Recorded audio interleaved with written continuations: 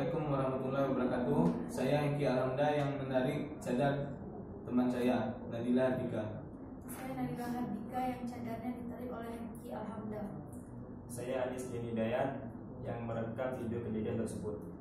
Kami meminta maaf kepada seluruh masyarakat Indonesia, khususnya masyarakat Aceh dan kaum muslimin pada umumnya, berkaitan dengan video viral beberapa waktu lalu tentang menarik cadar rekan kami sesama mahasiswa di sela waktu istirahat jam pelajaran kuliah kami.